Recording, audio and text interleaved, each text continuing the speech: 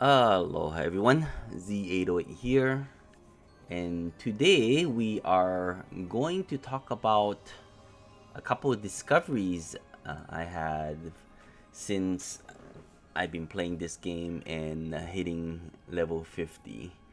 And not all of these discoveries are from by myself. Actually, a few guildies have mentioned it in our guild Discord, and it was only then did we realize, like, oh my god, why didn't the delves let us know on these secrets? It's like mind-blowing, for real kind.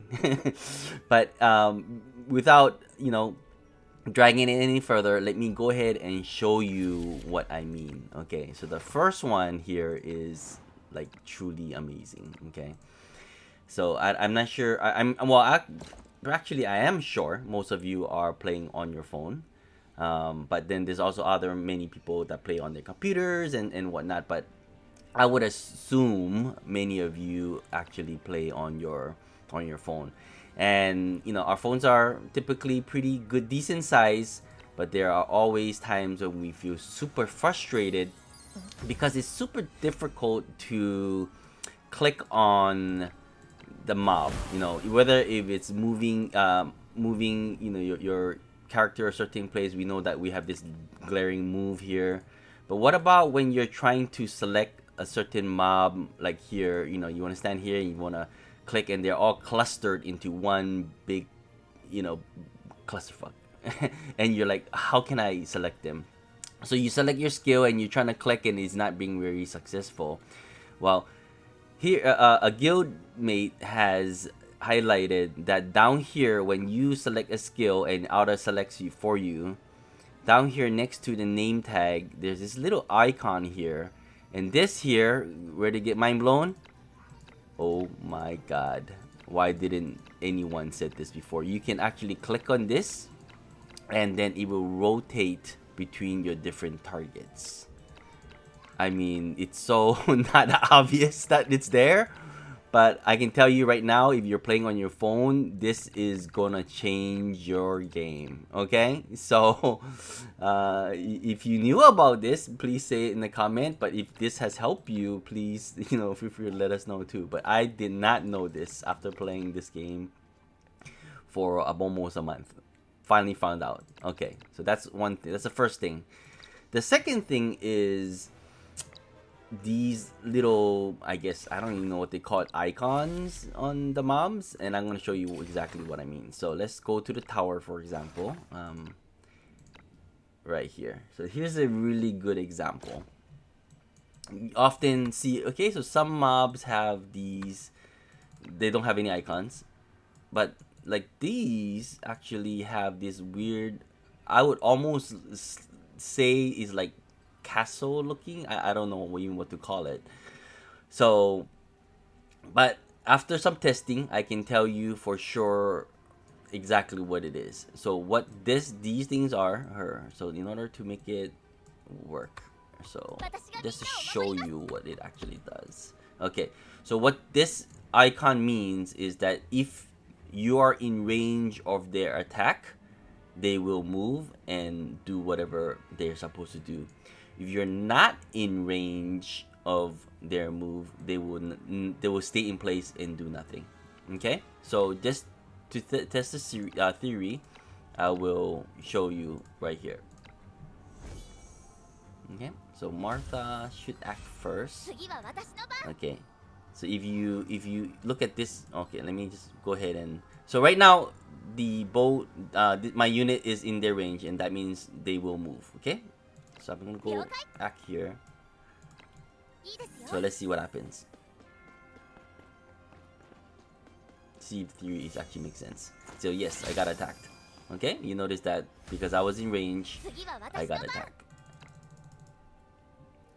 However, if I am not in range, so I'm gonna teleport this buddy here, so he's no longer in range, and just have Martha stand in the corner here, and let's see if the theory works out. So notice on top, they're no longer in range. Nope, see, they didn't move. So that's what it means. So if you're going through your other different maps and you're trying to develop a strategy on how to beat the encounter, especially when they over level you. You know, if you can just overwhelm them, it won't really matter. But if they over level you and you need to take out one or two, three, focusing on those targets, that's probably what you want to do. You want to think of how to stay out of the range so that they won't move at all. Okay, so that's the second thing. That's what I don't know what to call it, but I guess it's the state of their start, and looks like a castle looking thing. But there's one more that was a little bit more puzzling to me, and it's specific. I found this specifically on this stage, and there were a couple other stages has this. So no longer is it a castle looking thing, but if you look at here, it looks like this double bubble. I could almost say maybe they're like sleeping, maybe. And I think that's exactly what it is. What it actually does is that it will put these mobs that they will not move for one turn. And when I say do not move, they will not move, act, or do anything at all, even if you stand very close to them. And let me show you what I mean. Okay, so this monster here, or opponent here, will move because they don't have the sleep. Everyone else will. So let's go test our theory. So let's go ahead.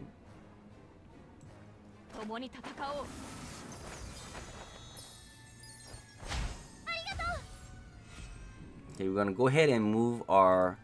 They're definitely in range for all three. We're gonna stand here, and then we're gonna just stand the rest of our units. Oops. So you see, they are not moving. They are not doing anything. But this one's without the sleep icon did move. That one also moved, but they didn't have a sleep icon. But if I stand, you see, none of these other units actually did anything, and especially this one, right? All three of them were in range but did not attack. But next turn from well, I don't know. I think it's one turn, but I haven't actually tested if it's beyond one. So let's just do that for now. So let's just so round 2. So if I stand here, let's see. Oh. That's fine. So if I stand here, let's see what happens. Let's see if they attack me. Then we know how many actual turn it is. I thought it was one turn, but it might be 2. Okay, so looks like it is one turn. But that one had the same icon and he moved. Oh, hold on. Okay, so it might be multiple turns. It might be multiple turns because this, he had the double bubble, but then he moved, and I'm not sure why, but I know these did not move. So it could be 1 to 2, maybe 3 turns. It's maybe, I guess, stage dependent, but at least we know for sure it's at least 1 turn, possible 2 turns. So you have to kind of test it, especially if you're doing very challenging content. Okay, so at least we know what this thing, I will just call it sleeping state. Okay, lots of endurance, that's fine. And then another question came up where people say like, well, I know I can preview the different weapons, right? If you go to your weapon trials, and if you click on this little icon here, it actually allows you to see and preview every single weapon. But then they said, but how about trinkets? Where do we find the trinkets? There's no way to preview trinkets. And it gets frustrating because what if you're trying to plan ahead, or you got a trinket, planning if you gear up or not. Well, the truth is there is one place that, well, at least I found, that you can actually see every single trinket in the game. So if you go to your shop, your exchange, I believe it is your memory crystal, you need to go to your unnamed legendary gear chest, because a legendary gear chest, it contains both weapon and trinkets. And you can click on this view button here, and voila, guess what?